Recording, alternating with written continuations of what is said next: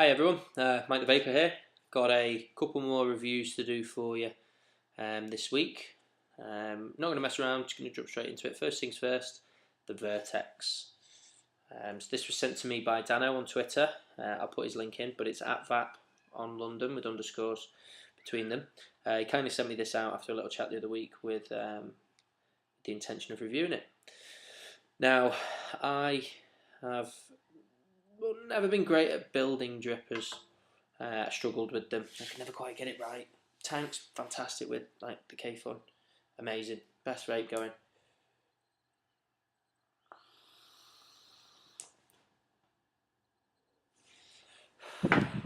Single coil, 27 watts, so it's great. Brilliant flavour and everything. Whereas drippers, I struggled. Bought an Igo-m. Was like, yeah, Igo-m is going to be great. Couldn't get my head around it, couldn't work it out. Now I got chatting to some of the guys at Vape Fest, and they gave me a few tips on how to build them, what I need to do, and it turns out I didn't have the coils quite in the right place. I didn't have enough cotton in there, and I just needed to basically spruce everything up a bit, get it all a little bit better. So I gave it a go on my Igo-m, got it. Yeah, it was good vape, it was alright, but I'm still not quite getting on with that thing. So this Vertex arrived, and give it a build up, and it's pretty damn good. Yeah, I do like it. I'll show you a quick video of the build. So, I'm not sure if you can see it, but we've got dual parallel. In fact, hang on. That's better. Dual parallel, 0.35, which I think is about 26 or 28, 27 gauge canthal. So it's two coils, two strands next to each other wrapped, and I think we've gone with 5 wraps. Anyway, it comes out at 0.4 ohms. I've left the flavour ring, as they call it in this, in there, and then packed it up with cotton.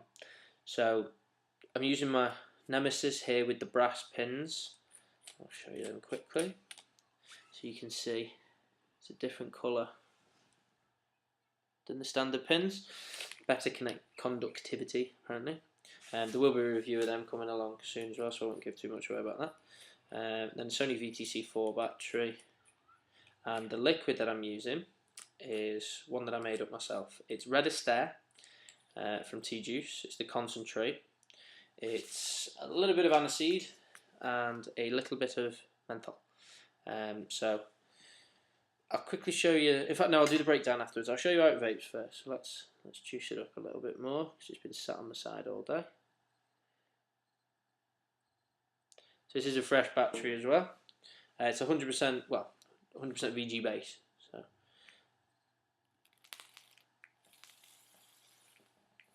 just let it burn off some excess. So as you can see, it's giving off plenty of vapor when we burn it like that.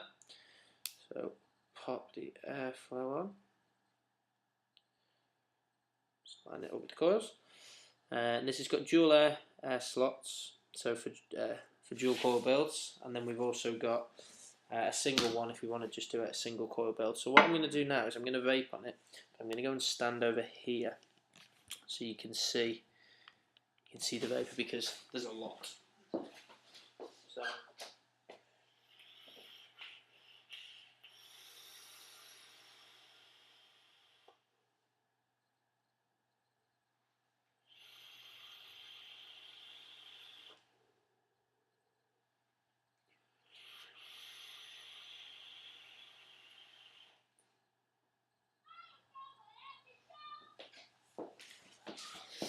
So as you can see, plenty of the stuff. I've only got 2, maybe 3 milligrams worth of nicotine in here, so it's nice and easy for me to do. But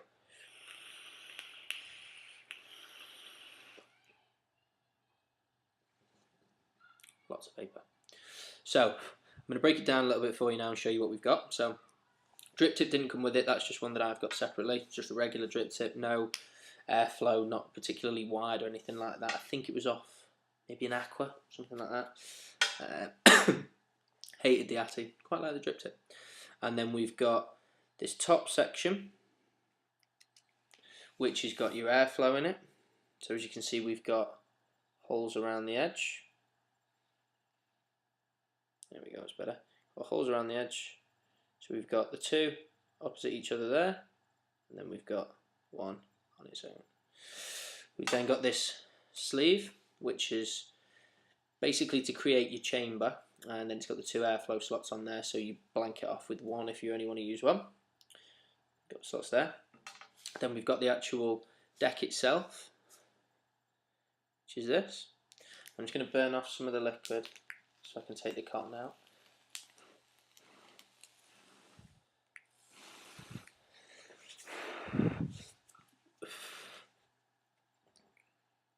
So we've got the deck itself. It might be a bit hot to touch. No, it's okay. And then we've got the flavour ring, which I can't really take off at the minute. However, 1 second.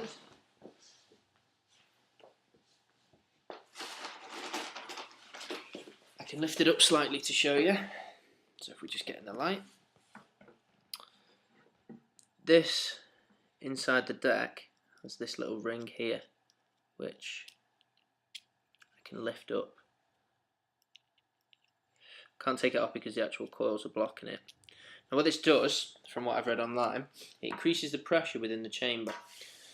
So that gives you better flavour. Now when you take it out, you get more vapour production. So that then was with it in. So it's not got quite as much vapour production as it could have, but as you can see, it's still fantastic and the flavour's really good. So let me just get some of this liquid off. So as you can see there, my coils are glowing pretty well.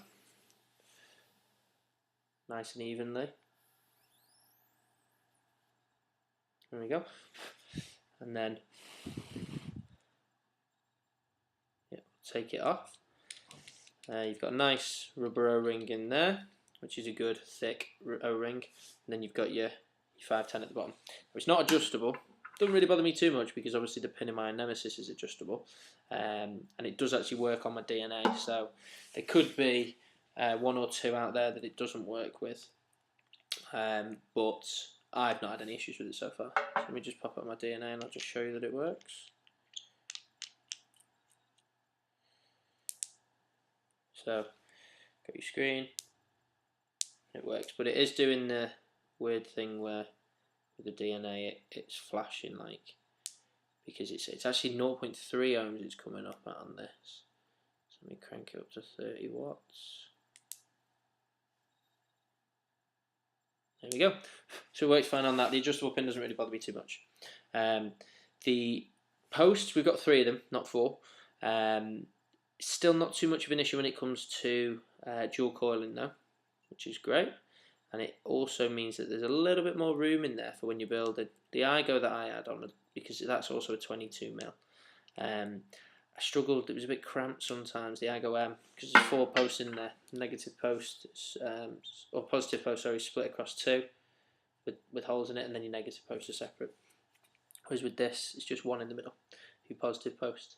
Now there's also a strange little groove inside this, which I've read it's supposed to circulate the vapour. So as you're pulling the air through it, it catches in these grooves and it swirls, and it's supposed to create more vapour. All very technical, but it's nice because the posts are actually built into the body. They don't look they look like they're machined into the body rather than being stuck on afterwards. So that's good for longevity. Now, I'm going to move on to the downsides. There isn't really many, however there is 1 or 2.